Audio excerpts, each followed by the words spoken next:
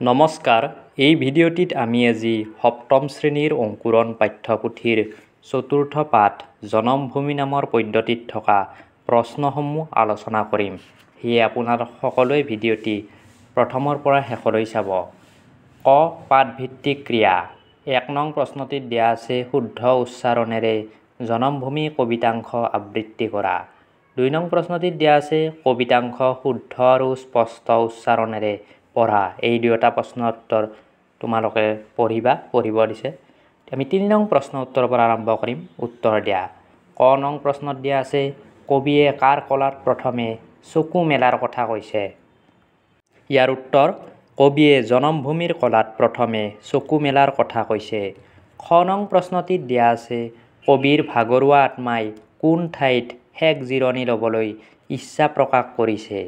উত্তৰ কবিৰ ভাগৰুৱা আত্মাই জনমভূমিত শেষ জিৰণি ল'বলৈ ইচ্ছা প্ৰকাশ কৰিছে।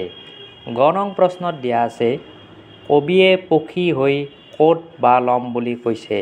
উত্তৰ কবিয়ে পখী হৈ অস-বিৰিখত বাহ ল'ম বুলি কৈছে। খ নং প্ৰশ্নটিত দিয়া আছে কবিয়ে হিমালয় পৰ্বতৰ ক'ত আৰু কি হৈ ৰ'ব বুলি কৈছে? উত্তৰ কবিয়ে হিমালয় পৰ্বতৰ শুকুলা টিঙত গৈ মানসী বিলত ফুলি ৰ'ব বুলি কৈছে। ৪ নং প্ৰশ্নটিত দিয়া আছে উদাহৰণত দিয়াৰ দৰে কবিতাটোৰ পৰা অন্তমিল থকা শব্দবোৰ বাছি লিখা। এটা উদাহৰণ দিছে পুৱাত সন্ধিয়াত। এতিয়া আমি লিখিব পাৰিম পুৱাতটো কলাত লিখিব পাৰিম জেউতি আৰতি, সন্ধিয়াত ছায়াত, টিঙত বিলত। ৫ নং প্ৰশ্নটিত দিছে তলৰ শব্দবোৰৰ অৰ্থ মিলাই লিখা। শব্দ আৰু অৰ্থ দিছে পখী, এইটো কৰি দিয়া আছে চৰাই। শীতলী, চেঁচা শীতল। সোণোৱালী, সোণ বৰণীয়া। মৰম, চেনেহ। প্ৰথমটো হ'ব আদি। টিংটো হ'ব পৰ্বতৰ আগ বা অসভাগ।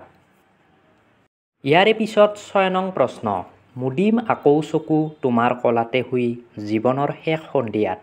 ওপৰৰ কবিতাফাঁকিৰ গদ্যৰূপ হ'ল জীৱনৰ শেষ সন্ধিয়াত তোমাৰ কলাত শুই আকৌ চকু মুদিম। এই উদাহৰণটো চাই তলৰ কবিতাকেইফাঁকি গদ্যৰূপত লিখা।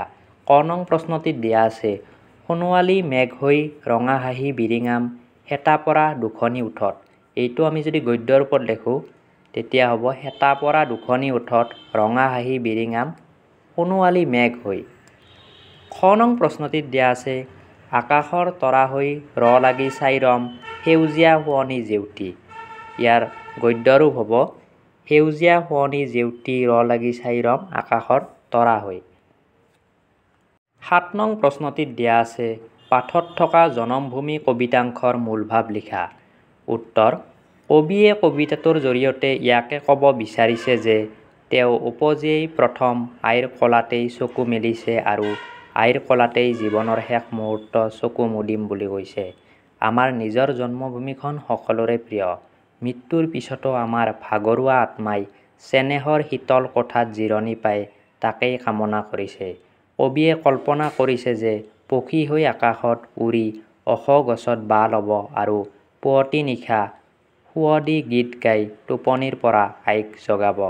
কবিয়ে আকাশৰ তৰাটো হৈ পৃথিৱীৰ জেউতি লাগি চাই ৰম বুলি কৈছে।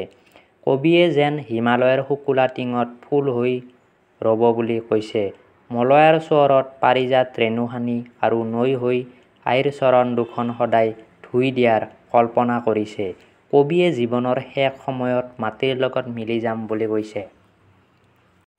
ইয়াৰে পিছৰ প্ৰশ্ন তলৰ শব্দবোৰৰ বিপৰীত অৰ্থ বুজোৱা শব্দ লিখা। জনম মৰণ, শেষ আৰম্ভ, ছাঁ পোহৰ, চাপৰ, ৰাতি দিন, দুখীয়া ধনী।